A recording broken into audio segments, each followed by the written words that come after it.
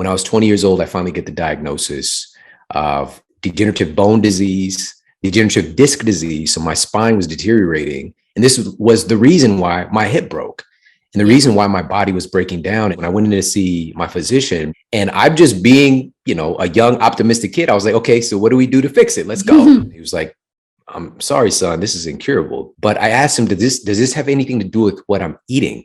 And he put his hand on my shoulder and he said, what you're eating has nothing to do with this. This is something that just happens. And I'm sorry that it happened to you. So he told me that this had nothing to do with what I was putting in my mouth. But then he wrote me a prescription to put some pills in my mouth. A nocebo effect is when someone gets a negative injunction from an authority figure that something bad is going to happen. It bypasses your logic. This podcast exists because I love talking to people and I love going deep. The purpose is to plant seeds of inspiration. We enter a space of vulnerability and relatability. And what you realize is that we are so much more alike than we are different. To quote Ram Dass, we're all just walking each other home. And this show is just one step. I'm Danica Patrick, and I'm pretty intense. Today on the Pretty Intense podcast, I have Shawn Stevenson. He's the author of the USA Today national bestseller, Eat Smarter, and the international bestseller, Sleep Smarter. He's a best-selling health writer, as well as has the #1 health podcast called The Model Health Show. We talked so much about his own health journey. I always think it's so important for people to understand where someone's knowledge and experience and advice comes from. And Shawn has such a story. He was given an incurable diagnosis just after college. It was a bone disease. And he, shares just about how he pulled himself out of that hole and has healed himself from an incurable disease. And so I thought that was just such a fascinating story, so inspirational. And then, of course, we got into some of the more nitty-gritty things about what he's learned since then and, the power of our thoughts and how that manifests into our genetic expression, as well as just the power of particular foods and exercise and how that just gives us a chance to live a full life and avoid a horrible thing that none of us want, which is disease in the body. There are so many tools out there. Shawn is an insanely smart and educated person in all of these aspects, and it comes from a place of experience and passion, and he just wants to share that with everybody. So please enjoy this amazingly inspiring show with Shawn Stevenson. I'm really excited to do this. Oh my gosh, as I've been deep diving, I'm like, I knew that you knew a lot about health and wellness, but, there's really no territory we probably couldn't get into that you don't have knowledge and statistics and, some recommendation on. It's really amazing. Thank you. That means a lot. That definitely means a lot. And listen, so I've been diving into your world as well. And I just listened to your episode with Greg Braden. Oh my God. Yeah. That's for sure. Greg is my everyday thoughts. The things that we talk about are, I love the universe. I love quantum physics. I love reality. And I've always been into health and wellness. But when it comes to all of that kind of stuff, I'm like, oh my God. Do you think about that stuff too? Of course. When all of this craziness start to kick off, the first two people that I looked to what is their perspective was Bruce Lipton and Greg Braden. Oh my God. And so, I know Bruce. So fortunately, I was able to have a conversation with him and feature his perspective. And I mean, my goodness, it was very affirmative because I kind of already knew where they would take things. And I mean, they were both just kind of really trying to shift our focus back to, empowerment and being able to take a meta perspective on all of these things. And Bruce was really hammering home, and he took us through really the biology of fear and how that's compromising our immune system. And this was over a year ago when I had him on and talked about it. And I don't know if you saw this, but I posted the CDC study, the most recent study. And so they analyzed, it was 800 US hospitals, over 540,000 COVID patients, and they found that the number one risk factor for death from COVID was obesity, which is something we know. Are we doing something about it? Of course not. But the second leading risk factor for death from COVID in this massive meta-analysis was anxiety and fear-related disorders. Well, then my questions that I have in mind are going to be perfect. I mean, Bruce, I've learned so much. I mean, I would love an intro to Bruce. I've been trying to get him on. I've had Greg, and then the other part of this like little trio is Joe Dispenza. Like those guys end up going out and doing speaking gigs and stuff. And so I've had Joe on, I've had Greg on, and I really want to have Bruce because the epigenetics fascinates me. And I have so many questions about epigenetics and how, I was listening to him talk about splitting, having I think it was what would it have been? A gene that was multiplied into like 10,000 of them were multiplied into, and then they split them into 3 dishes, and each of those dishes were given different environments. And then all of those genetics became the environment. And so like this whole idea of epigenetics and how we become who we are, and if epigenetics is something that we have to be cognitively aware of for it to become us, or if we're able to just be in proximity to it.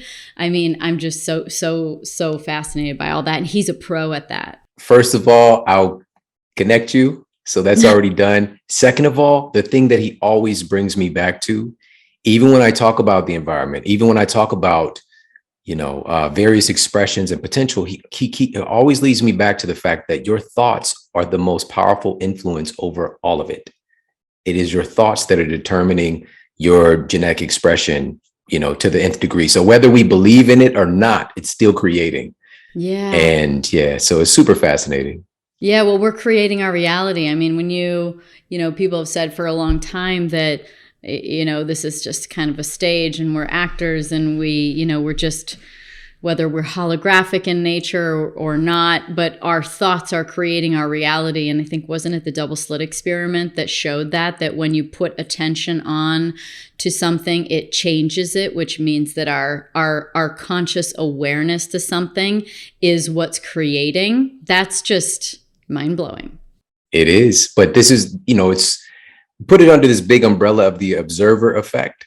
And, there's even a really fascinating study. I first learned about it from Greg Braden, and it was the phantom DNA experiment.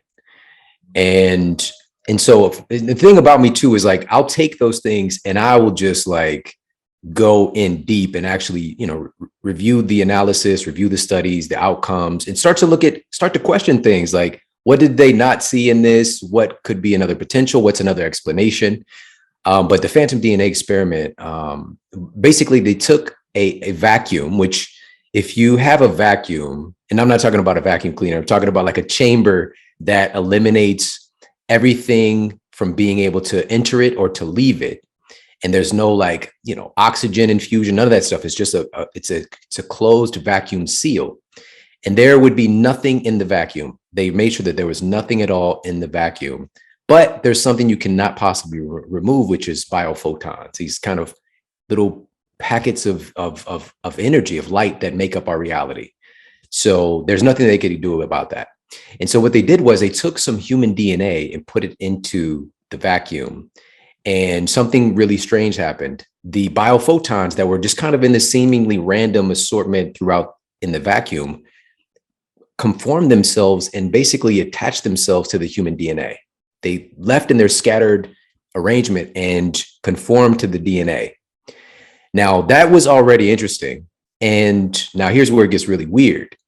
They took the DNA out and expected the biophotons to just go back to their scattered, seemingly random arrangement, but they didn't. They still stayed in conformation with the human DNA, as if the DNA was still there. So for that moment, the human DNA left a permanent impression upon the very stuff that makes up our reality. And so this speaks to, again, that's just a tiny portion of our DNA, let alone this conscious sentient being and how much power we have on influencing the world around us. So, experiments like that. But then it just goes back also to, when I mentioned our thoughts influencing our genetic expression, every thought we have creates correlating chemistry in our bodies instantaneously. And this is the rub, is that whether the thought is real, based on accurate data, or if it's based on something that's totally made up, your brain and your physiology don't know the difference, but you are instantaneously changing your entire biochemistry. Every single cell in your body, the trillions of cells, are instantaneously changing based on your thoughts every single microsecond. I've been saying thoughts become things for a long time. And I was prepping for an interview I did with Rhonda Bryan. Do you remember The Secret? Of course, yeah. So I watched The Secret back in 2008, which is still just 2 years after it came out. So it's still pretty early. And I watched it before I interviewed her recently. And in it, I don't remember exactly which one said it, but it's like, thoughts become things. And I was like, oh my God, that's why I've been saying that for so long, because that's probably where I heard it.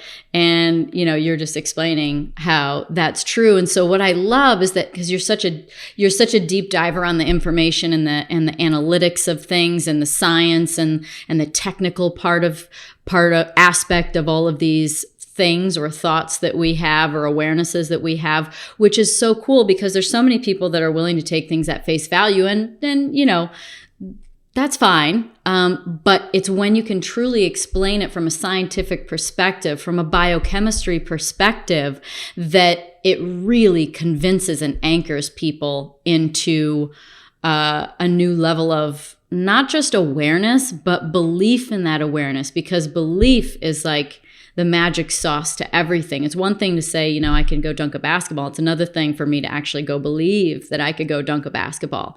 So, because I'm 5'1". So that believing is, I think, what really will help people transform, which is why I'm excited about this conversation, because, I feel like in our world today, there's so much going on. There's so much like outside of our control to directly go out and do something about. And so the only control we really have is over ourselves. And, the truth is that the collective holds the power. And so long as we participate in a system, participate in a thought pattern or a paradigm, it continues to exist. Like I say, if you don't think that the newspaper is telling the truth, stop buying it, and they won't exist very long. If you don't think that the news is telling you the right thing on the television, stop watching it, and I promise you it'll go away. And so what I want to have a conversation about is not necessarily out there, but in here. And what can we do? Because basically, if we all changed our and I'm going to hit some buckets with you, because I just am fascinated. I love the knowledge you have. But if we can affect our mind and our body and our spirit and all the things that have to do with us, if we all did that, the world would be transformed. And so the best thing that we can do is live an autonomous life and be sovereign in our being, and learn how to tap into our intuition and be able to be discerning about things and ask questions with comfort instead of hostility. And I think that this is a perfect conversation to get people to look at themselves. And I know I'm rambling on, but I want you to talk a whole lot after this about all these different buckets and topics that I have for you. But I think that that's the most empowering thing that we can do. And so then, just as you said, with the mind and with whether a thought is real or not, we start to create our reality. And then essentially we transcend into a completely different reality than the one that we've been in once we transform our mind, our body, our spirit, our thoughts, our patterns, our routines. And then what's the difference then? We can be in the world, but be in a different frame of mind, and our reality changes. And then once that changes for enough people, then essentially everything is transformed overall in the world. So, big mission, but it starts with the self. So first off, I'm curious if you have a story how you got into health, because I think I'm just curious about that. If you have a story, and then getting into some of the more scientific stuff. Sure. Yeah. I had no idea that I would be doing this work today that I'm doing. For me, I grew up wanting to be an athlete, and I went to one of those high schools that churns out professional athletes, like Ryan Howard, MVP, from the Phillies. Shout out to my guy, Ryan. He was one of my linemen. He was a blocker. I had no idea he could even play baseball, but David Freese, other folks like that. So, and when I was just 15 years old, I ran a 4.5 40. And if people who are aware of like NFL combine, all that stuff, that's pretty fast for a kid. And so I just had all these aspirations, and just the people around me, like Sean's got the juice, so not that kind of juice, the inherent juice or the sauce. You're in health and wellness. I think people trust you when you say juice, what you really mean. Hey, there's a lot of stuff people don't know about out there. That's true. But so that was really my aspiration. And just coming from the environment that I come from, I really didn't have any examples of people being successful doing anything else other than that, honestly. I grew up in an environment where, there's a lot of violence, there's a lot of drug use. My role models really were drug dealers and people who were in gangs. And it is what it is, because they seem to have some semblance of success. And I was bussed out to, quote, the good school. I had that opportunity to do that. So I got different exposure. Mm-hmm. And I also had teachers who took an interest in me. Fortunately, my grandmother always instilled in me this really love for education. And I think that the love, it comes from a dynamic experience of bringing education to life, right? So making everything really fun and engaging. And so that's what I strive to do today. Little did I know, thanks to my grandmother and my little first Garfield writing pad that she gave me. Garfield. But, being in this environment, I remember I had a teacher, Miss Blackmore, who published one of I wrote a poem and she published it in the school newspaper. And so it's just like, she affirmed that I can create something that brings value to other people, right? I can create something from my mind and it can impact others. Like, it just like this light bulb came on.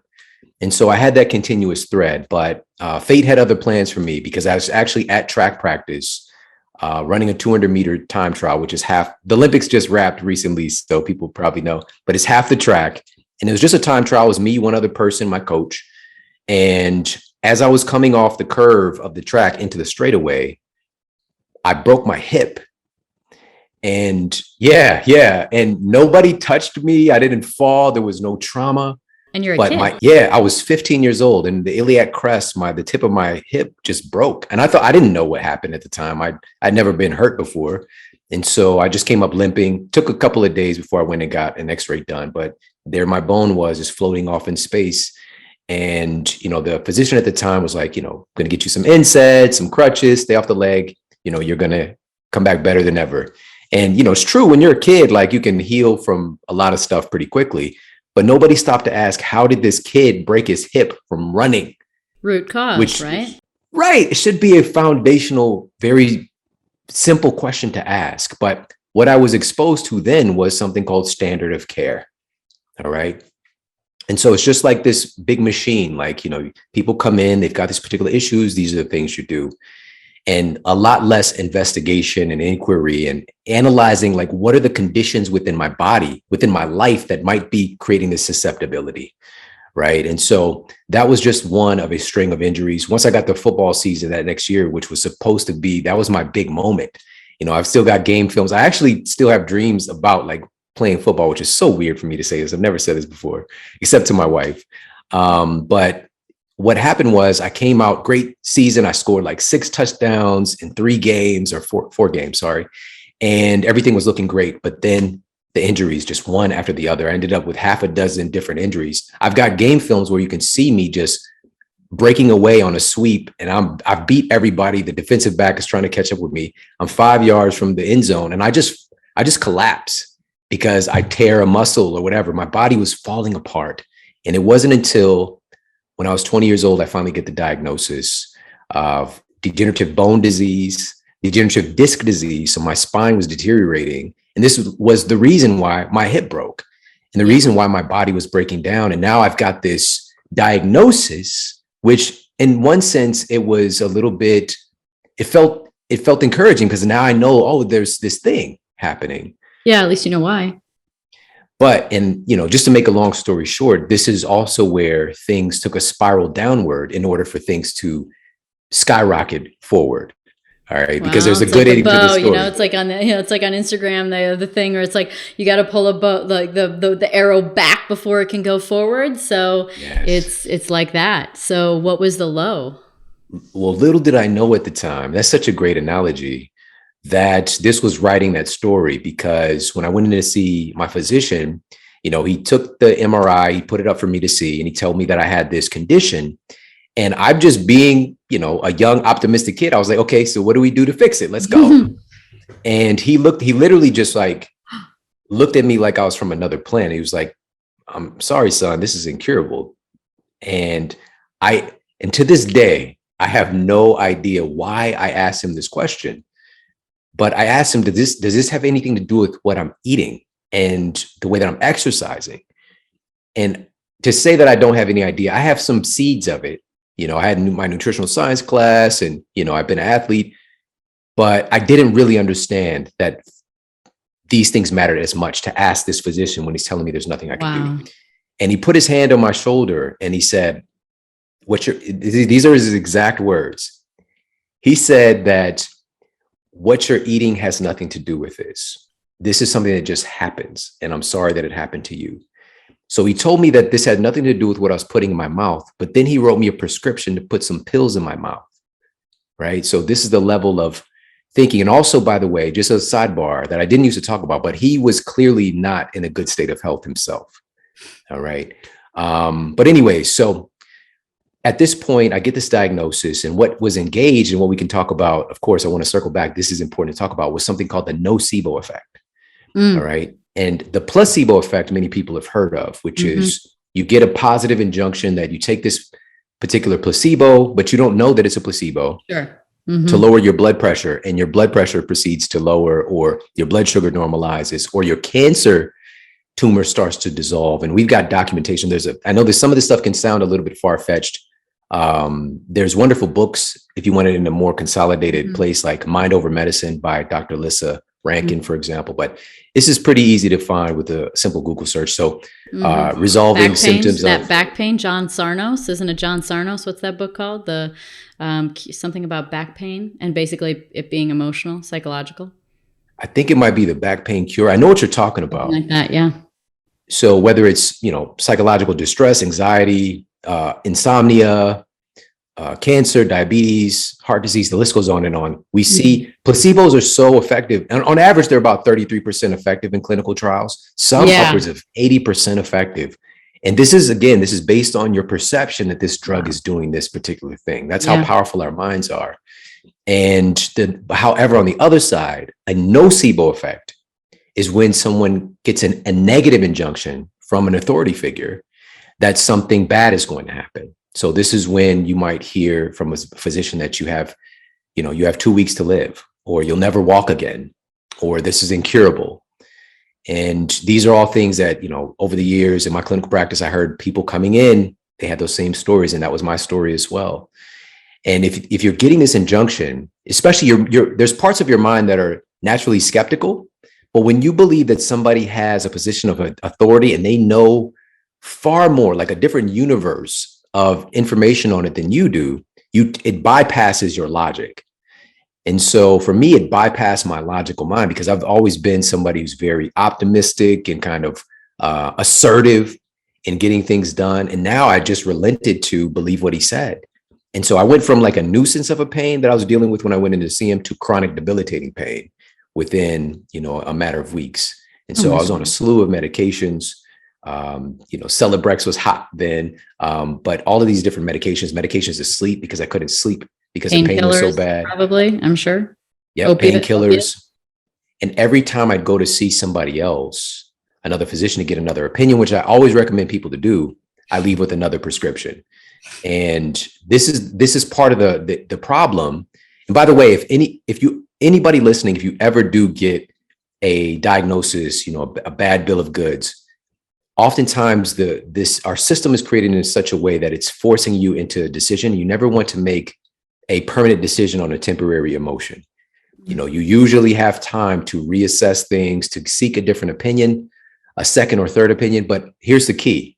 You want to seek an opinion from a physician or healthcare provider that has the same goal as you. Not just, for me, I was just going to see other people on other people's recommendation.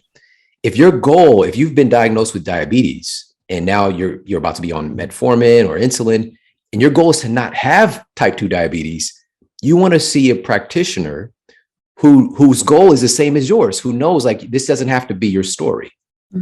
So that's very important. So just a little sidebar, and I'm going to wrap this story up. So I go through, and this is the dark night of the soul experience, 2 years of chronic debilitating pain. I'm so afraid of the pain that I don't move very often. Like I spend probably 90% of my day lying on the floor, sitting on my crappy college apartment couch. And thinking about pain. Constantly. It was just ever present in my awareness. And now that I'm even more inactive, because each time I'd see another physician, they told me bed rest, be careful, don't do anything, which most often, 99.9% of the time, the worst thing you can do is to do nothing. If the pain is acute, sure, take a couple of days, but it's not just my bones are going to atrophy now. Everything in my body is going to atrophy if I'm not using my body. If you don't use it, you lose it. But that's true. Very simple tenet. It's like a car. It's like a house. I have lots of houses I don't live in, and I'm like, man, the toilet doesn't work, and then there's a flood, and the seal broke, and then this happened, and then that happened, and it's like, it is a matter of using things so that it stays fresh, and so it stays current, and so it stays strong, and so that you're aware when something shifts as well. Because how do you know how you feel when you push something to the limit? How do you know if there's a problem if you never test it? The body is an incredible indicator of other things. It's like, there was something at some point in time I read that talked about having a good relationship with the signs that your body's sending you, and be glad that it sends you the sign of, some kind of dis-ease in the body instead of you just dropping dead. It's a warning sign. Very simple. Unfortunately, the way that our healthcare system is constructed is to take symptoms and to create a diagnosis and a label, instead of understanding that every single person on this planet who has type 2 diabetes doesn't have the same type 2 diabetes. It's just a category of symptoms, and you get this label. And the symptom of insulin resistance or leptin resistance, this is feedback from our bodies that something is off here. It's like a built-in alarm going off. And instead of addressing the alarm, we silence it or we suppress the symptom. But what happens inevitably is that the alarm will go off in another way, right? So it's just like, oh, you're not paying attention to this. Well, then I'm going to give you all of this additional body fat as a protection mechanism or a warning, which our body's always doing things to try to protect us. Or now, because you're doing this, now I'm going to have an impact on, say, which, by the way, statins, and anybody can go to Dr. Google and look this up now, but I was sharing this, I don't know, years and years ago. With statin use, we see about a 30% increased incidence of developing diabetes, right? So we're taking a drug to try to superficially modulate our cholesterol.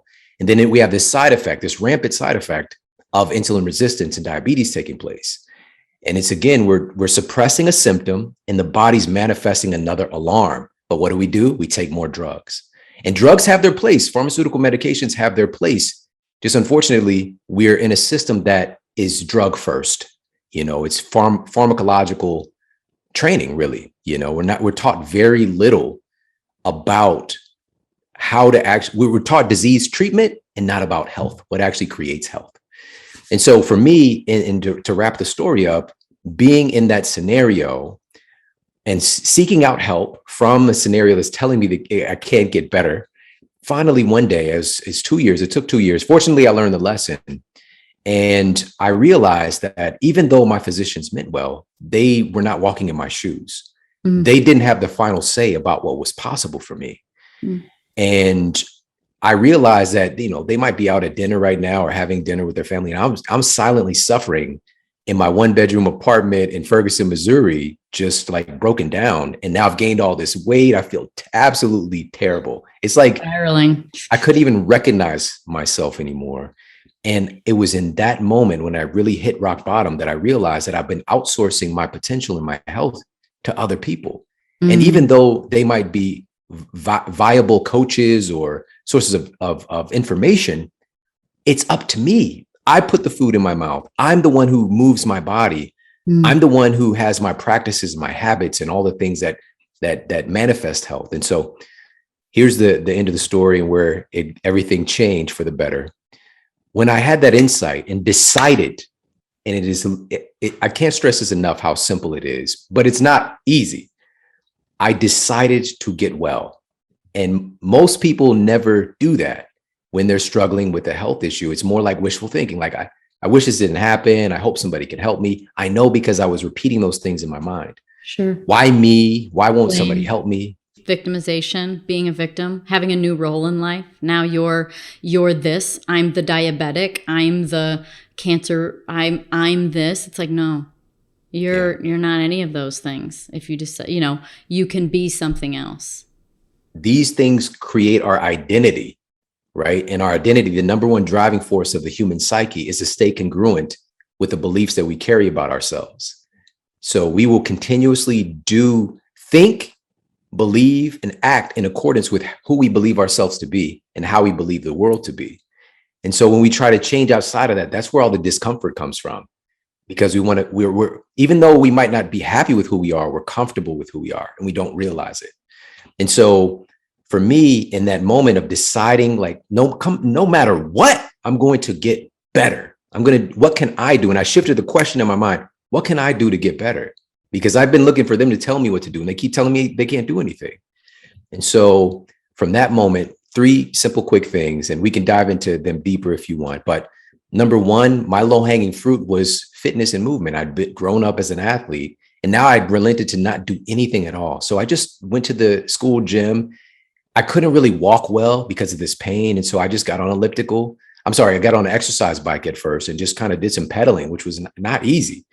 And then, within a couple of weeks, I was doing elliptical, I was walking a little bit. I picked up a couple of little dumbbells, doing a little this and that. And I started to feel better.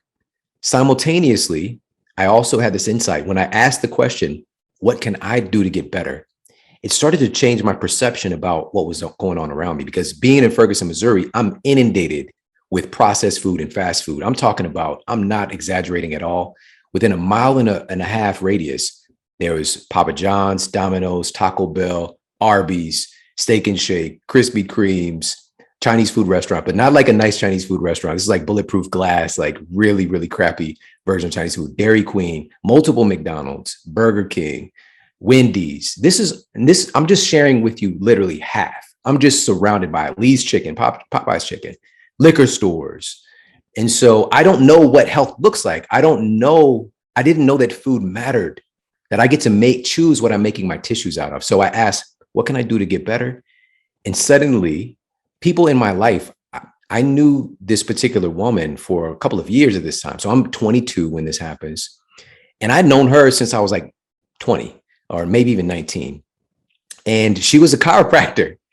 And I would just like hang out with her. I thought, she was kind of weird, whatever. But she took me within a couple of days of me making that decision to get well, took me to Wild Oats, which is, oh my God, the original Whole Foods. The original Wild Oats got scooped up by Whole Foods. Yeah. Bought Wild Oats. I went to the one in Ohio when I lived in Dublin. I was like, that's so funny. Wild Oats. And you were like, what's this? What is all this? What is a wheatgrass shot? Right. That was the first thing I noticed. I was like, why is there grass inside? Like, what's wrong with these people? But then I found some books, and it had these peer-reviewed studies. And, I was in college at the time. And so I was adept at research and that kind of thing. And honestly, school was always just really easy for me. There was my last couple of years, I didn't even buy any of the books. My wife knows, I met her at school, at the college, and I would just honestly go take some notes every now and then, but I wouldn't even go to class that often. Just come and take the test and pass the classes. But I had this skill set of identifying what matters. Right. And so I started to see these studies on degenerative disc disease, and below bone density. And I'm just like, what? I didn't know that this matters for bone density. Silica and sulfur bearing amino acids and omega-3s. I didn't know omega-3s mattered. What the hell is an omega-3? And so once I found these things out and I started to get these nutrients, because a foundational question and in this answer for everybody is, if you are experiencing damage to a particular tissue, a simple question is, what is the tissue made of? Right? What is it made of? Because you have to supply your body with the raw materials to build that thing. And our bodies are amazing. They can do a patchwork job on you.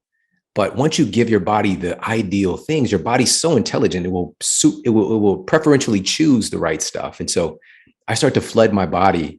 Initially, I became a natural pill popper, to be honest. Like I was like, oh, this nutrient, very expensive on a college budget and also not sustainable. It wasn't that it's lacking in intelligence, a layer of intelligence there with these synthetic isolated nutrients versus the real foods that they're found in with all these biopotentiators and all these other nutrients that in my nutritional science class, I was not taught about that stuff. I was taught to tell patients, make sure you get plenty of vitamin C. What kind? There's multiple forms of vitamin C. There's multiple forms of vitamin Don't you A. just love that vitamin C is supposedly the high, like everybody thinks, oh, orange juice, but it's higher in like kiwis and strawberries and other things like that are, seemingly, that are more healthy than drinking a glass of orange juice. That's because of marketing. This, marketing was telling us, drink your OJ, get your Sunny D. Barely is really orange juice. That I don't even till this day. I think it's Tang. Do you ever remember Tang? Of course. Tang. When I was a kid, I had Tang. And the commercials, I think it was like some lips. It was just like some lips with the legs. And it's just like, yeah. But I mean, the ingredients on there are pure insanity. Some of the stuff has actually been, a couple of ingredients in Tang are no longer in use because they've been banned. Yeah. But so what I did was I shifted to the real foods and just start to flood my body with these nutrients. And the third thing was, if you're not sleeping well, you're not healing well. Yeah. My biggest struggle over those 2 years was sleeping at night. I was in so much pain.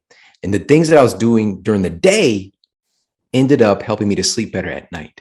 And once I could start to sleep and I'm providing my body with these very essential, critical building blocks and the movement, because I came across a study, it was actually on racehorses. And this is a multi-billion-dollar entity as well. And racehorse might be worth tens of millions of dollars. If they break a leg, that can be a major thing. So they did this study and to find out how between the horse and their sperm, they're worth a lot. Right. It's a very, shout out to every guy in the world's like, man, I want a stud fee.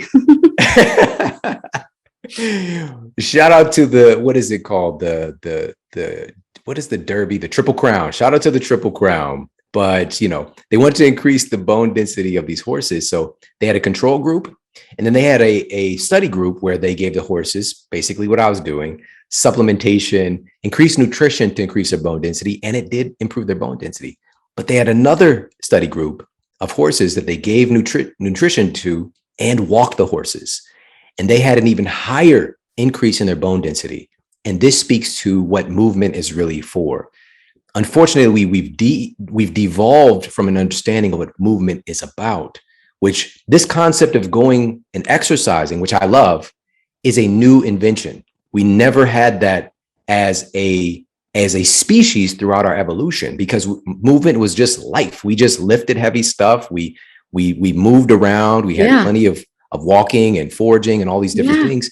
Now today we're trying to replicate. That's true. Like you were just a farmer, or you built things, or, it wasn't like you'd purposely walk into a box where there was like bars hanging and things on the wall to throw and dumbbells. And yeah, that's totally true. Never thought about that. Yeah. It's so interesting because, and this leads into, what does this mean for us? What did that movement that our genes expect us to move, our DNA expects us to move, is a part of being human. And so what this movement is, if you think about the word exercise, it's very close to the word exorcise, by the way, which kind of means to expel things, to get things out of the environment. And a big part of exercise that we have now mountains of peer-reviewed evidence on is elimination, right? This quote, detoxification, supporting mechanisms through exercise and through movement. But another big part of exercise is assimilation. and being able to actually absorb all the good stuff that you're eating. If you're changing your nutrition, you're not getting the full benefit unless you're moving your body. That's what exercise is really about: assimilation, digestion, and also elimination. Such a powerful supportive force in those things. So bottom line, about 2 weeks from that day of making that decision, I was already feeling incredibly better. But it was 6 weeks later that I realized that the pain I've been experiencing every day of my life for those 2 years that had me terrified, it was gone. Now, I want to make this clear. I was so afraid that it would come back. I was actually terrified, because it's just like, what if I make a wrong step? I don't know what happened. I was so used to having the pain. I was looking for the pain, and it was there all of a sudden. Neuroplasticity was, had happened and needs to happen again. You learned how to be worried about pain, and now you have to learn how to not worry about it. Exactly. That is exactly right. And during that period, people start to come up to me at the university that I worked at. I mean, I didn't work there yet, that I was going to school at, and teachers, so professors would come up to me, and fellow students, faculty members. They just started to be like, it was like a magnetic thing. They was coming up and they were like, "What did you do? You look so healthy." Like it was a problem, because I looked like a complete ghost. Are you on drugs? And you're like, "Actually, I'm off of them." And so they're coming up and asking me, and then they would ask me if I can help them. And so these start to become like the first clients that I was working with as I was working on my degree. And I got a scan of my spine done. It was 9 months later. And I was scared. I didn't need to get that affirmation, but I kind of did. I wanted to see for myself. And I saw the last physician that I'd worked with, and he put the MRI out for me. And my two herniated discs, L4 and L5S1, they had retracted on their own. And my degeneration had reversed essentially. And I could see the light shining through my disc again. They looked like healthy disc. Whereas, my first physician said that I had the spine of an 80-year-old, and now here I was. And, at the time he asked me what I did. And I told him, like, at the time I didn't have the vocabulary, and I was so overjoyed with this experience that, and everybody out there who knows about health and is passionate about health, they probably have this experience that you just start saying all this stuff and people just they're not even getting it. It's so over their head. I'm like, I'm exercising, and do you know about, these quote superfoods and all these different things in it? He's just like, okay, yeah. But he's like, whatever you're doing, keep doing it. Instead of really, he's seeing my MRI, instead of him really inquiring, what did you do to get these results so I can replicate this in other patients? That's what he said to me. And I left there. He asked you, he did ask you, or he didn't? Yeah, he did. But it was just kind of like a formality. He didn't really, the answer that I gave him didn't fit the paradigm that he was expecting. Like, I guess he thought maybe I took some experimental new drug. I don't know, but I didn't give him the answer that he wanted. And this is the cherry on top of the story. From that moment, I was already working with people, but I graduated, got my degree. I was already a strength and conditioning coach.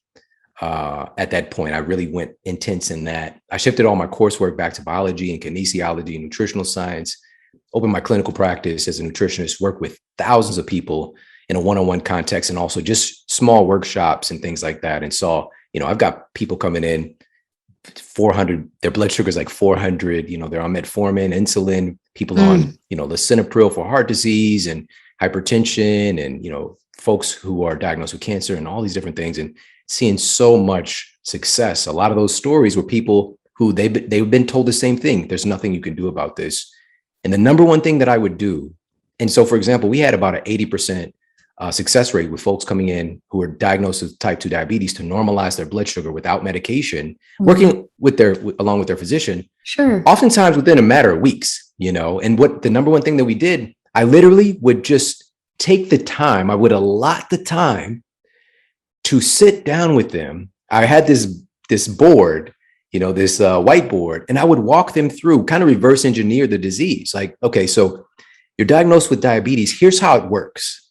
Here's your pancreas. These are alpha cells. These are beta cells. And I would take them through the process, and I could see the light come on in their eyes. Like, they're literally like waking up in that moment. Like, I had no idea what was happening in my own body. Again, you showed them the science. It's one thing to say things, another thing to show somebody how it works. And then they go, oh, Exactly. It's So an aha moment. in that experience and seeing that day after day after day, eventually I was like, I need to write this down, or I need to, get this out to other people, because I Well, saw you have a book called Sleep Smarter, which you said that's one of the 3 things. You have a book called Eat Smarter, which is another one of the things you said, but there's no Exercise Smarter. Where's that book? well, dot dot dot. Listen, so we've got the Smarter series. There's a lot more to come from that, but Sleep Smarter, which again, I'm a nutritionist. My intention wasn't to become a sleep wellness expert, but I just taught a class at NYU. I came on as a guest lecturer for the neuroscience department and teaching them about sleep. And, I'm speaking at Google, you name it, all these different medical conventions. And really, folks might not know this because they might be introduced to me for the first time, but Sleep Smarter came out as the first sleep wellness book to actually become an international bestseller. And, it's sold. It's insane. It's like translated, a couple you can see over there.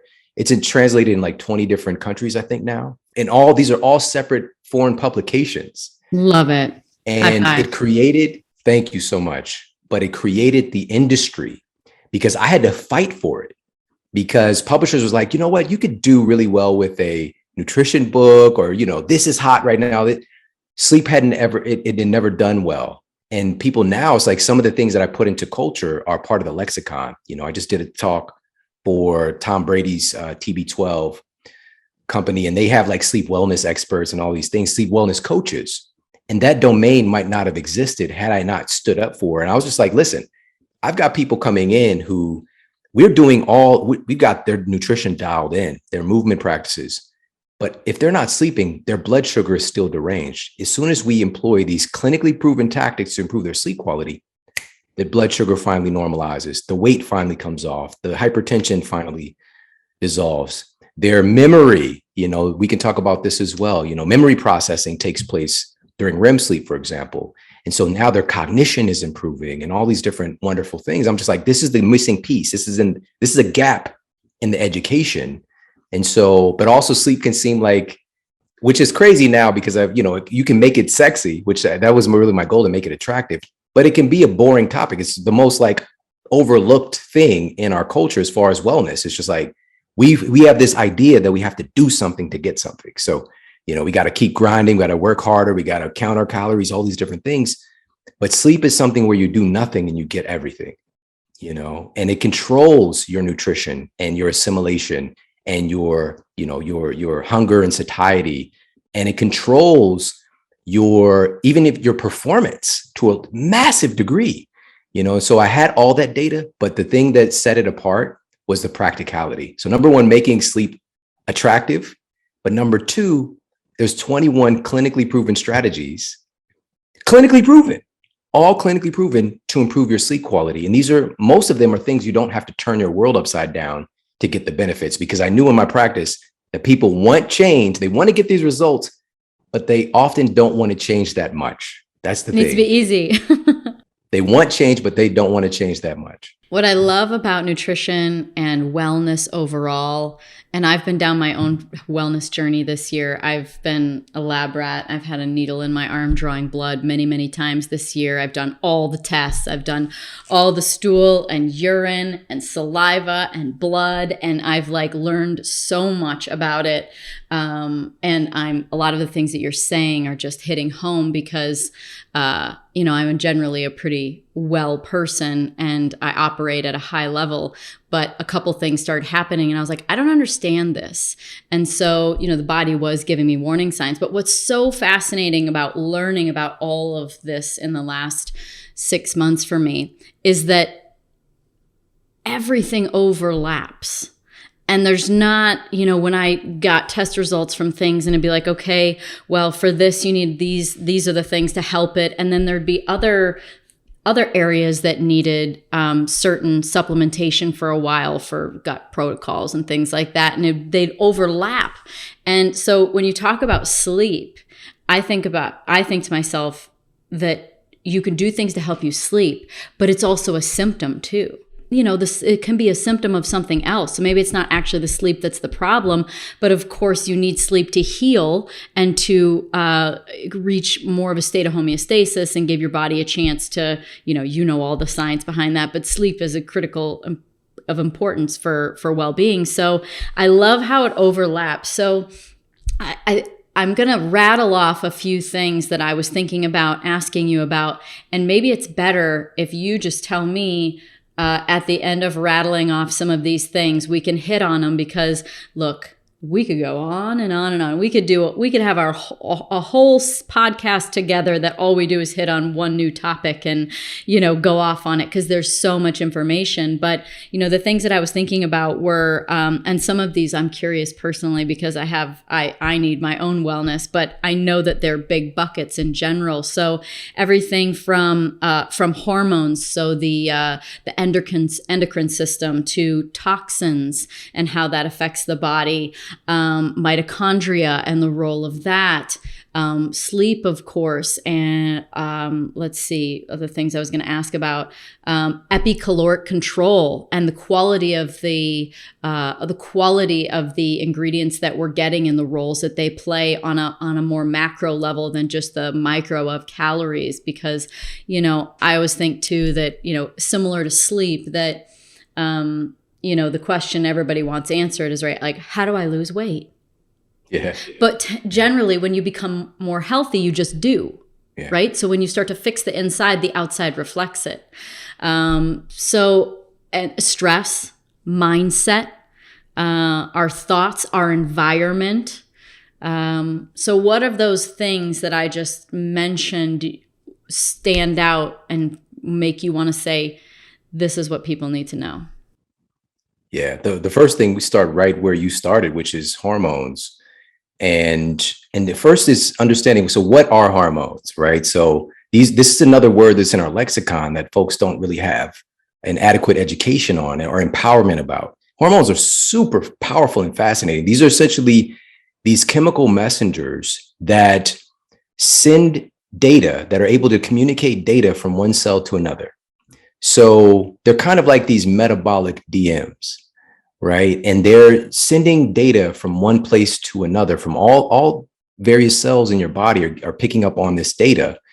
And the question should be, what if the data that's getting sent is damaged somehow? Or what if it goes to spam, right? What if you have insulin resistance or leptin resistance, where that metabolic messenger, leptin or insulin, is no longer to deliver its message adequately, right? What happens then? So this is how important and powerful our hormones are. It's really, of everything, if we're trying to identify like what is a foundational thing that we can kind of manipulate in a positive or negative way, is our hormones, and also our neurotransmitters when it comes to the nervous system. For example, they're kind of operating in the same medium of communication. So we got neurotransmitters, neuropeptides, hormones. Now, with that said, the thing that jumped out for me the most of those things that you mentioned is epicaloric control.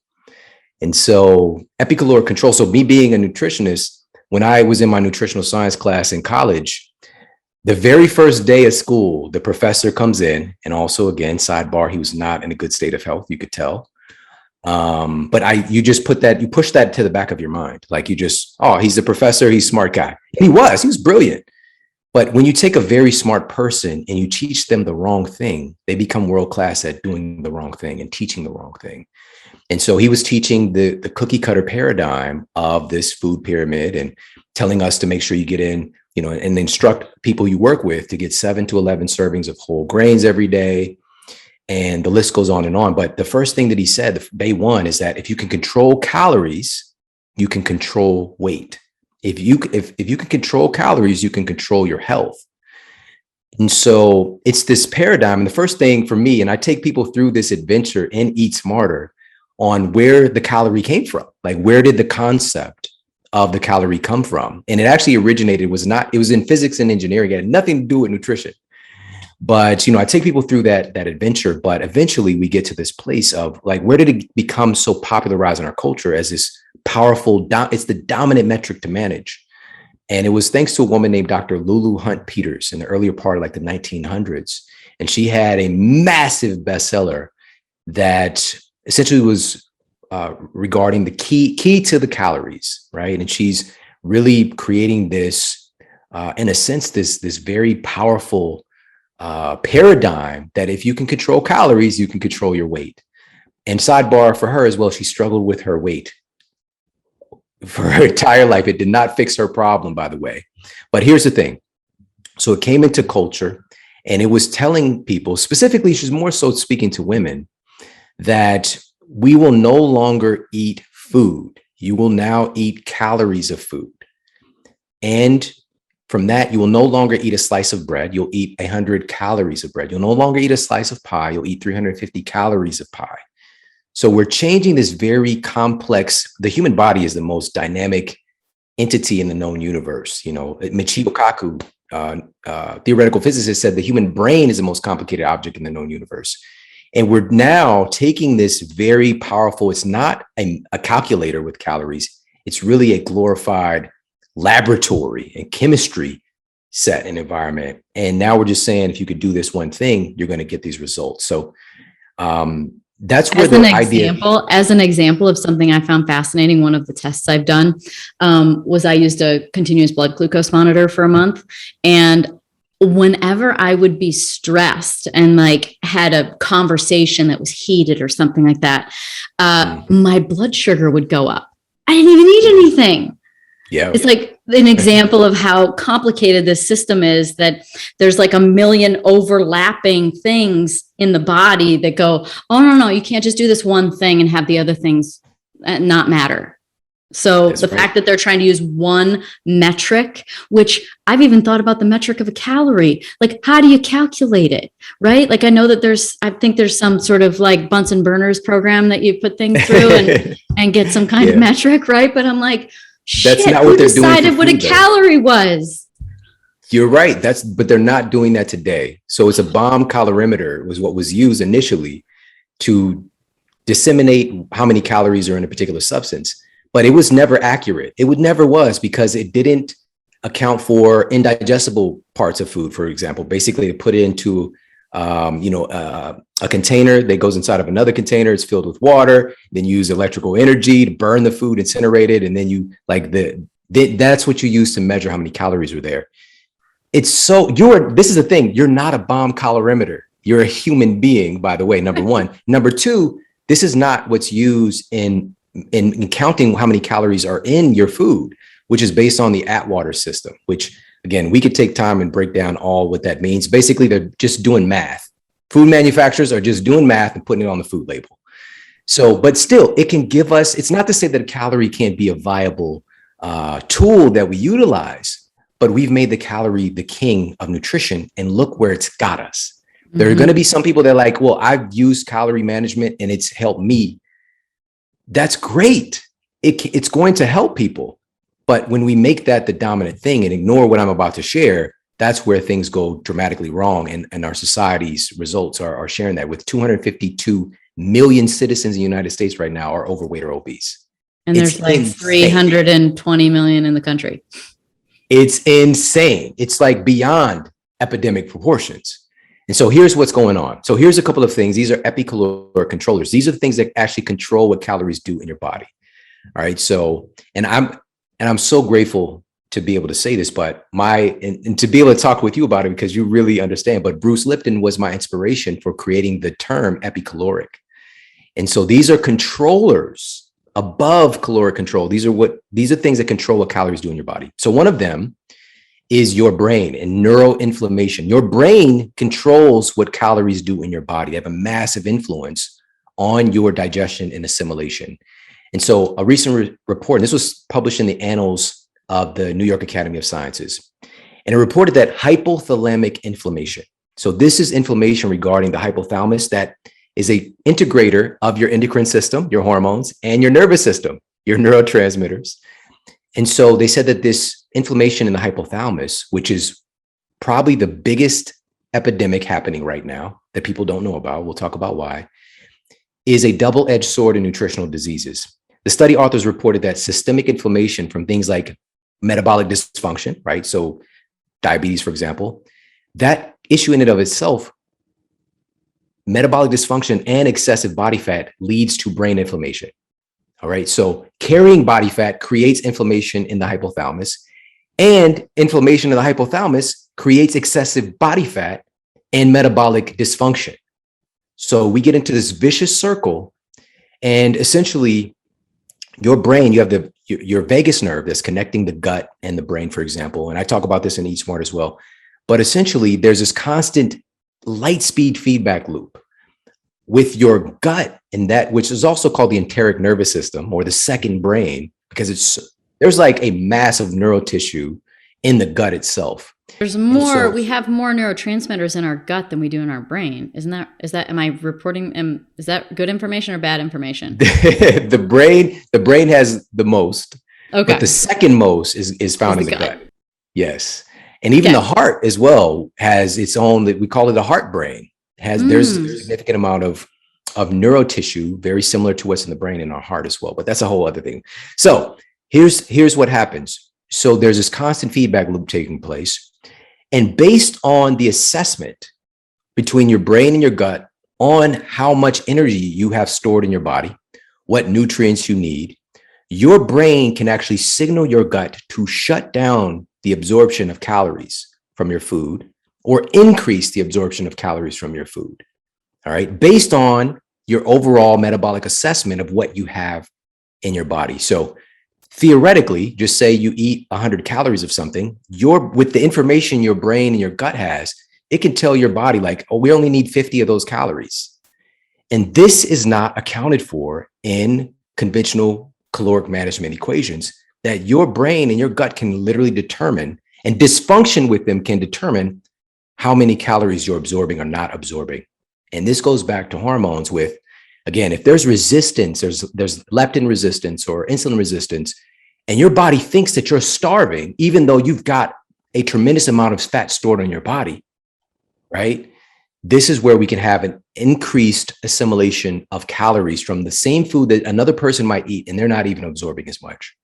So that's number one. And I'll just share like two more, but I go through and talk about, really there's 7 of these epicaloric controllers that we identify, but one of them is neuroinflammation. Another one. How do we reduce it then? Like, can you give us a little some advice, just like for each one of these, what we can do? Because it's one thing to know, it's another thing to have a call to action. Yes, you're amazing. All right, so this was done by researchers at Auburn University. All right. And this is not an advocation for what they shared, but the data exists and it's fascinating. So what they discovered was that oleocanthal rich extra virgin olive oil is able to actually repair the blood-brain barrier and to decrease brain inflammation. All right. And it is what it is. Because of the blood-brain barrier is this protective system for the brain. The brain has its own specific diet. We call it neuronutrition. A lot of stuff isn't able to enter the brain, but as the blood-brain barrier is broken down through toxicants, abnormal things that we bring in through our nutrition, stress can break down that blood-brain barrier. And so to help to regenerate and to heal it, funny enough, and I wasn't the biggest fan of olive oil, but I was like, that's incredible to be able to have that kind of effect on the brain. Like, that's remarkable. So what the researchers found was 2 to 3 tablespoons a day appears to be very therapeutic in healing and assisting in reducing neuroinflammation. And that's one. I mean, we could spend the whole show. No, that's great. Just something that people can do. I mean, doesn't the brain feeds off of fat, right? Isn't that one of the things that makes the brain operate so much? The human brain, it is fat. It's primarily fat. If we're talking about the dry weight, the brain is primarily water, by the way. So we're talking about somewhere in the ballpark of 80% water, which is another solution. If we're talking about inflammation or fire, water would be an important attribute here. But most people in our society are walking around with dehydrated brains. So taking water out of the equation, the brain is primarily fat, but we got to go deeper than that. What kind of fat? Because not all fats are able to actually enter the brain and pass the blood-brain barrier.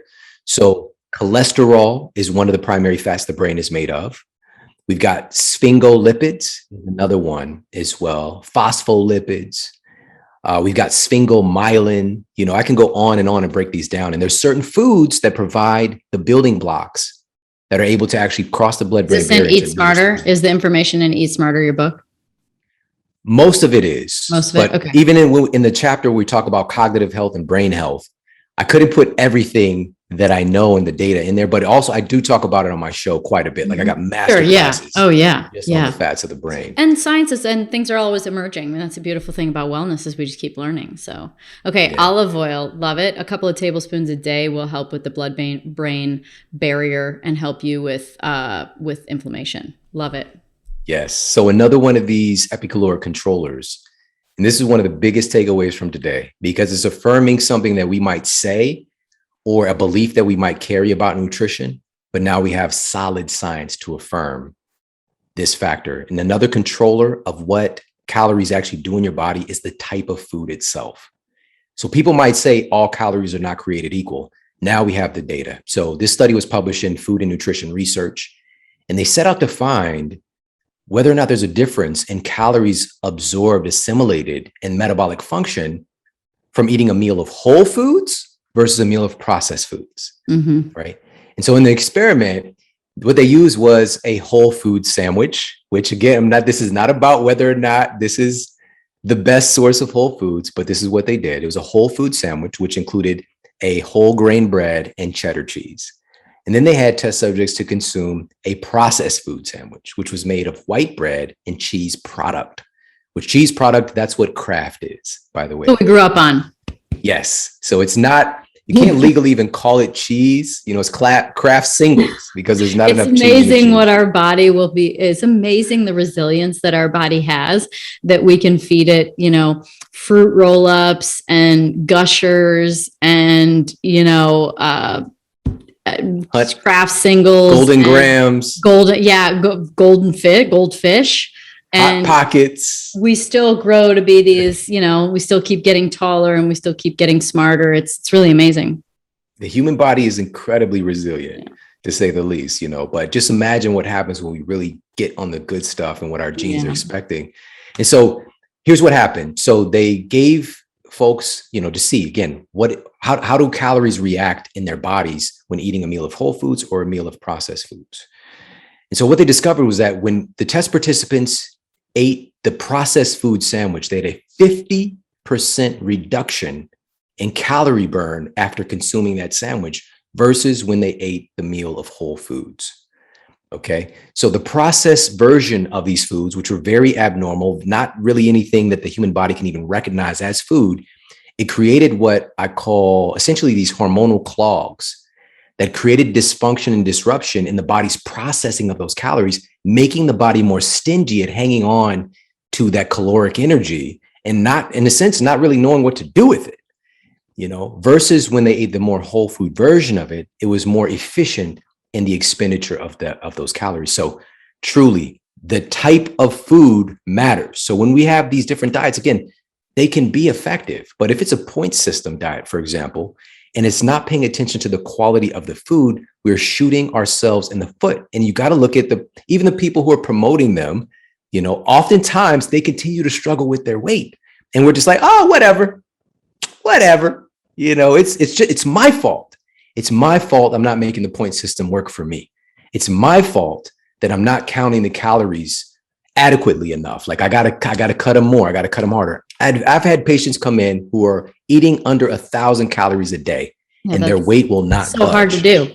We're working with, you know, their quote weight loss doctor, and they come in, they're just metabolically broken, and they've created a state of learned helplessness where they think it's their fault. Like they're just not trying hard enough. Yeah. And not getting this education on here's how your body and your hormones and your organs and your fat loss related processes. Here's how it all works. Let's get you well. Let's heal these systems. Or someone that just thinks to themselves, kind of like with your health journey about, oh, well, I just have this disease. I just have this condition. This is the way I am. Somebody might just think, oh, this is the way I am. I'm just heavy. Or this is the way I am. I just this. It's like they accept it as their reality too, instead of going, now, you know what? My intuition says I'm trying and I'm not getting anywhere. Maybe I need to look somewhere else. Yeah. And there's so much more, you know, I remember one of the running it became funny after a while is that people would come in and they're like, I've tried everything. I've tried everything. And when I actually get them to tell me the things they've tried, it'll be like 3 things. It's just like, but we really like feel that way. 2 or 3 weeks each. But we really feel that way, we really work hard and try to make things happen. But then we end up blaming ourselves and not the system that has given us this paradigm that this is the way to get there, which again, just look at the system, look at the results itself. I know the people, I've worked with them firsthand. They're not trying hard, or they're not disciplined. It's that we're all so incredibly unique, which leads me to, I'll just share one more of these. Yeah, I'd love it. Keep going. This is such amazing information. Did we get to a call to action for that last one? So eating real food, right? Yep, there you go. Real food. I always think the logic I try and use is how close can I get for it to be made by the sun, right? Or like maybe the next byproduct from the sun. So plants that come, I'm such an advocate of a garden. Now, I live in Arizona, so I don't have one right now, but I desperately would like one. I had one when I lived in North Carolina and I loved it. But, thinking like that, like, can I grow something? Where can I go to a farmer's market? How can I get something that literally gets picked and eaten right away? And, the next byproduct would be, animal protein, let's say, is a byproduct of the sun, right? They eat the grass that then becomes them. And so, but the closer we can eat to things that were made by the sun is what I try and think of. I also try and eat something that's alive at each meal. So maybe I'll cook things, and I tend to enjoy, and it sits well with me to eat things cooked, but then I'll just go, I'll throw some microgreens on that's alive. So, those are some things that I do. I love it. That's great advice. It's very simple. Again, what have we evolved doing as a species? What is the things that we've been doing the longest, which is eating real food? And, it's only recent, like literally we're talking about a few decades, and to the extent of even a couple of centuries, if we're talking about highly refined processing of sugar and things like that. Sure. In the gigantic evolution of humanity, we're talking about a book that might be, we'll just say, 1 million pages. We're talking about like a sentence on one of the pages on how long we've been eating foods that we can't even recognize where they come from anymore. I have no idea where the hell, if you just seen a Hot Pocket, you just came across it. If it was like you're out foraging, is like you see the Hot Pocket, you're like, you have no identification of where that Hot Pocket came from, except Jim Gaffigan, maybe. Oh, geez. Well, it's crazy that something that just gets pulled right out of the ground, unfortunately has a certain price tag on it. And then something that requires an entire building and a huge system in order to put it through a process is, $1.09 for something that is much more highly processed. It's like, it's also not an encouraging format either for people, because most people have to be careful how much they spend. But at the end of the day, I feel like there was some stat I heard or read a long time ago that was that, of course, health being an investment, and that the average person spends $300,000 at the end of their life trying to save it. And so if you just took that $300,000 and just spent it your whole life and then allowed yourself the freedom to be able to live vigorously and vibrantly and be able to do whatever you want and feel and look better, it's a different story. Yeah, it sounds so good and so accessible. And so if people are wondering, for example, why is it that, an avocado might cost $3 and you can get 3 cheeseburgers for $3? Like, how is that possible? It really has a lot to do with government subsidies. And I break this down in Eat Smarter as well, because it's such an important part of the conversation, because from 1995 to 2010 alone, the US government handed out almost $200 billion in agricultural subsidies to companies who their products largely make processed food and fast food, right? And so this is why you can go, and let me give you an example, because I wanted to find out, okay, is this actually affecting our health? Do we have data on this? And a study was published in one of our most prestigious journals, the Journal of the American Medical Association, JAMA. They tracked the intake of the subsidized foods from the government, right? So the highest intake of government subsidized foods, again, coming primarily through the fast food window, processed foods, they found that people who have the highest intake of government subsidized foods have almost a 40% greater incidence of being obese. All right. We've got the data. It's not a joke. It's not like, well, this sounds like it might be true or like an observational thing. Like we've got some pretty sound and now data. loop that back around to the thing that we first led off with, which is, the highest percentage of fatalities with COVID is obese people. I mean, let's just keep looping it, right? It's like, just, take care. Like, how do we do it? You just said it. This is not being addressed because it was never meant to be addressed. Mm-hmm. We're talking about our government, unfortunately, funding disease in our culture and not taking responsibility for it. But the thing is, at the end of the day, we have to take responsibility. That's it's right. us. You started the show talking about sovereignty and personal responsibility. Truly, it is up to us. And then we can expand from there and impact our families and our communities. But we've got to mind ourselves first. And truly, the United States is literally the sickest nation in the history of humanity. But I'm talking about chronic, self-inflicted, lifestyle-related diseases. Man. I mentioned already, we have 242 million citizens who are overweight or obese prior to the pandemic, by the way. Those numbers have jumped up since then. We've got 115 million Americans who are regularly sleep deprived. We've got 130 million Americans who are diabetic or pre-diabetic. We've got 60% of our population has some degree of heart disease already. We've got about 25 to 50 million Americans have an autoimmune condition, which all this has come out of nowhere. All these skyrocketing rates. I can go on and on and on with the statistics, but we're not doing anything about it. Everything keeps getting worse. We keep having more drugs. We keep having more treatments. 70% of our citizens are already on pharmaceutical drugs, but it's not working. We're not removing the cause, which the Journal of the American Medical Association, this is 2018, big meta-analysis. They said that poor diet is the number one cause of our epidemic chronic diseases, heart disease, diabetes, obesity. We know this already, but the thing is, truly, who cares? We have to care, and we can change this stuff. So if I could share that last one in these epicaloric controllers, which is really where a lot of the science is at today. I'm already on to some other stuff beyond this, but this is something because, 10 years ago in my practice, like you mentioned, I send people out to get a stool sample and let's see what's going on with their microbes. Which is the most humbling experience I've ever had. To literally poop in my hand into a nacho basket. A hot dog basket was just, honestly, it's just the most humbling thing I've ever done. So yeah, it is what it is. All for health and wellness, though. Right. All in the name of science. I'm going to poop into this nacho basket. So the frontier that people are on right now is this fascination with the microbiome, and rightfully so. That was the one thing I forgot to mention, because I know that that's obviously with the neurotransmitters and, second brain, microbiome and gut health, of course, is something to think about. So I'm glad you're hitting on it. Thanks for reading my mind.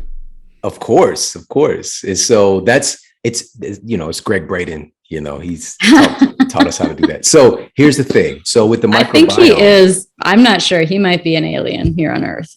Maybe there's a bunch of us. It's possible. Yeah. So with the microbiome, this is an epicaloric controller as well. Your gut bacteria, which we have upwards of 40 trillion plus gut bacteria. So specifically bacteria. With the human microbiome, it isn't just bacteria. I just want to preface by saying this. We also have, I'm talking trillions, 400 trillion virus particles that live in and on our bodies. All right.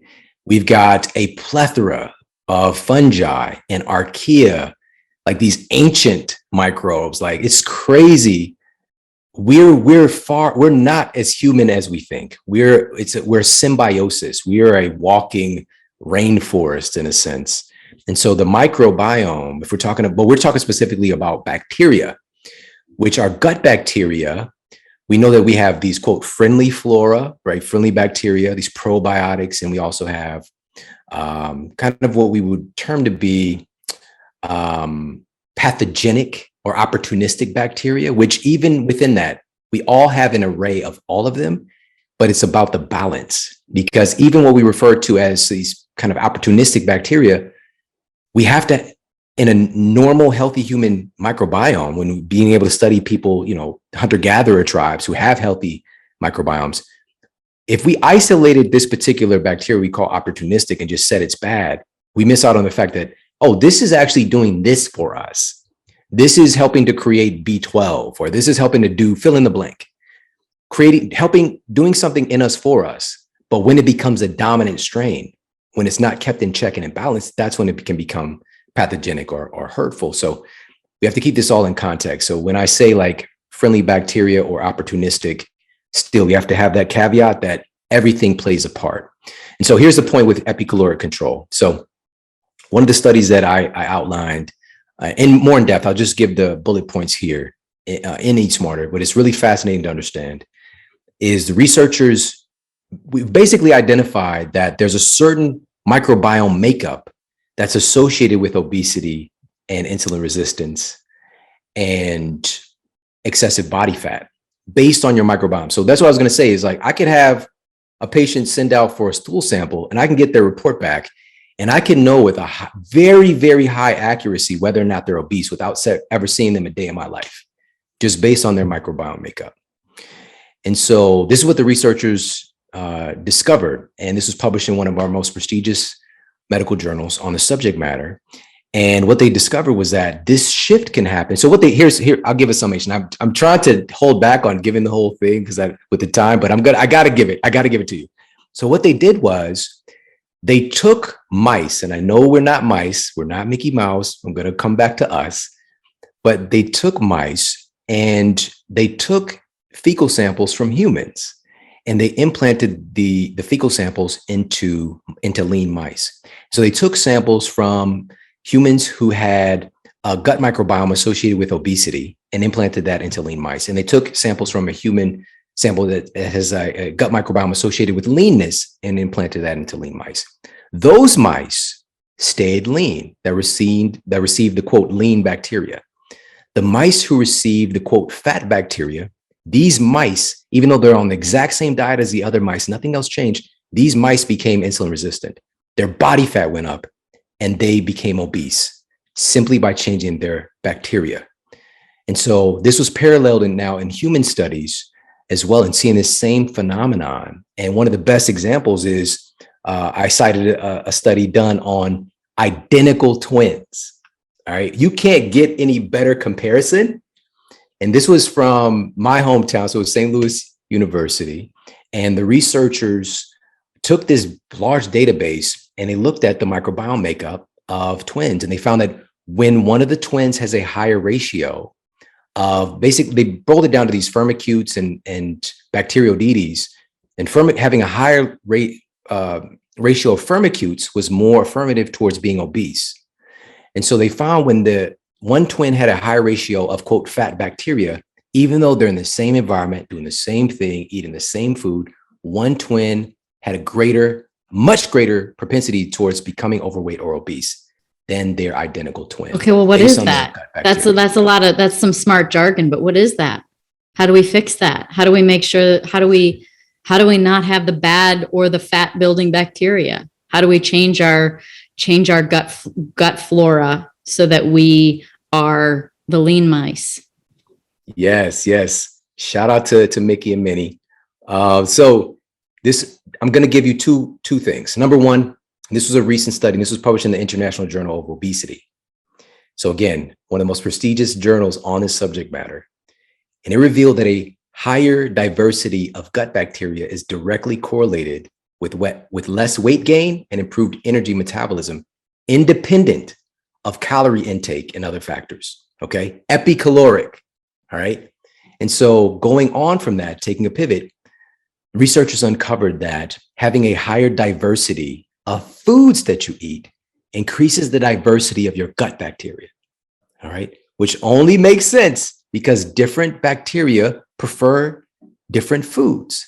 And so this is where we have to be careful about elimination diets, which can be very helpful, by the way, because certain bacteria, in order for them to stay in your metabolic home, they have to have their preferred food source. But a key here is the diversity. And so if you think about, even if we're eating healthy, we can get on that food meal prep gone awry where we're eating the same stuff over and over again. And diversity is one of the biggest keys, because truly, if we're not giving the bacteria to those, so those are called prebiotics. So prebiotic sources, and I want to make this point clear, every single real food is a form of prebiotic. Every single one. We can. So I shouldn't have taken my prebiotic powder this morning with my glutathione or whatever it is, and the powder that tastes like chalk. So we can I was just going to say that we can isolate and say, hey, this is a prebiotic here. This is a great prebiotic food, Jerusalem artichoke, onions, whatever the case might be. That's what happens when you go to Dr. Google. Fermented foods and things like that. I mean, like, people I think are kind of aware of what a prebiotic is, but the fact that it's in everything is great to know. And why is it in everything? Why is it, why don't we know that? Why is it like, oh, eat prebiotic foods, like, eat, kraut and yogurts and artichokes and certain other things that help with that. Why is it that we don't know that? So here's the step. So we have prebiotics that feed the probiotics that then create postbiotics. Okay. So postbiotics are the things that our bacteria make in us for us. All right. So like short chain fatty acids, for example, that help to maintain the integrity of our gut lining, that even play a role. Now we're looking at how these scapulas produced by our bacteria affect our brain. Right. So prebiotics feed the probiotics that then make postbiotics. So that's the steps. Why don't we know about this? When I worked at the university, this light bulb came on, and because I was working at a university, I got to meet people from all over the world. From Nigeria, from India, from Iran, from France. The list goes on. And I would ask them, what kind of fermented food did their culture eat? And a lot of times it would be like something they had to dig up from their memory. Every time, I never met one person in this internet, especially if they're coming from that country to the university, who didn't have a cultured food in their culture, right? And it's just something that humans have always done. We've always had as a part of our evolution. But today, again, it's just been, it's this processed food, hungry man dinner paradigm. And then people go buy yogurt and, they end up buying something that's probably a lot less like yogurt and a lot more like sugar. Right. Gogurt. It's Gogurt now, If Gogurt can sit on, I just walked by it the other day, can sit on the shelves in the middle of the grocery store without refrigeration, it should tell you that it might not really be real. In addition to the diversity of foods, and as I mentioned, every real food on planet Earth functions as a prebiotic for some particular bacteria strain. We know so little about nutrition right now. We act like we know everything, but this is taking a meta perspective and saying, hey, truly, every one of these foods that humans have subsisted on for countless, eons functions as a prebiotic in some form or fashion. Now, here's the last part. If we're talking about probiotics themselves and accessing them directly from foods, we've got to realize that whenever you eat a real food, you're eating that food's microbiome. Okay. So if you're eating a blueberry, you're eating that blueberry's microbiome and taking that on. If you eat an avocado, you're taking that avocado's microbiome and taking that on. Our definition of probiotics is very limited. So, but the fermented foods can be like a powerhouse in that domain, because we've got a plethora. So we've got sauerkraut, we've got kimchi, we've got yogurts, we got kefirs, if you look at, certain cultures in Asia, for example, and, them fermenting soy for thousands of years. And then now there's such a debate about the quality of soy. Like, is that a health food? They weren't eating soy dogs and soy ice cream and soy sandwich slices and tofurkey. We got to understand that it's a very different animal. And also, we could get into the genetically modified organisms, all that stuff. These are all new inventions. But them fermenting soy that they've grown themselves, you can see that was a viable source of probiotics, but not for everybody. This is the key. And really my message in trying to really working to push this into culture, like with Sleep Smarter, it became a cultural phenomenon. And most folks, they might not even know that this stuff came from me. And the language, and how I know this is that the language people use, like, these were literally bars that I wrote. These are sentences that I wrote, that I created. And I could hear, this particular health expert saying this or this physician saying that. It's like, I wrote that, it's beautiful. And that's letting go of the idea, because I think, and I just want to share this for everybody listening too, we need you right now. We need you to be in your power, to share your voice. But sometimes we get scared to share because of negative, what we deem to be like negative pushback, or somebody might take my ideas. It's 2021. It's the internet. Yes, people are going to take your ideas, but they cannot replace you. They can never be you. You are a unique phenomenon. This goes back to even everything we're talking about with nutrition today.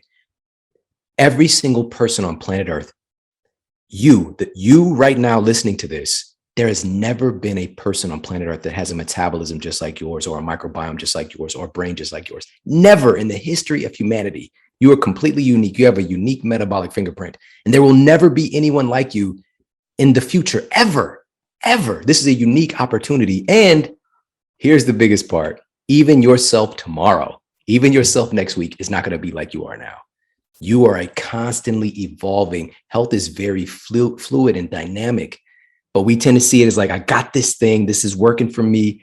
And when that thing stops working, we beat ourselves up and not understand we are evolving and changing. And we can get into an adventure paradigm of constantly exploring and adapting as things go.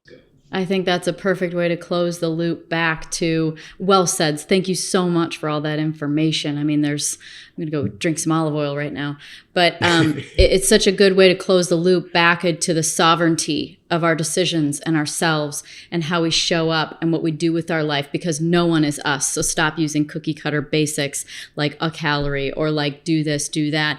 You're unique. So trust your instincts and trust that there might be something going on beyond what a one-dimensional sort of doctor or someone says to you about what to do, because you are your thoughts. So if you think that you should be feeling better, you should.